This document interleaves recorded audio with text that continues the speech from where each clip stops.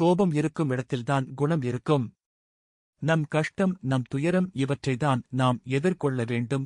எந்த நிலையிலும் உன் உடலையும் மனதையும் பத்திரமாக பாதுகாத்து கொள்வு. சூழ்நிலை மாறும். மனிதர்கள் மாறுவார்கள். கடைசி வரை உனக்கு துணையாக இருப்பது உன் ஆரோக்கியமான உடலும் தெளிவான உள்ளமும் தான். கவலைப்படுவதாலதையும் மாற்ற முடியாது. ஆனால் கடவுள் மீது நம்பிக்கை வைப்பதன் மூலம் எதுவும் மாறலாம். பார்க்கடலை கடைந்த போது வந்த ஆலகால விஷத்தை சிவபெருமான் தான் உண்டு உலகை காப்பாற்றினார்.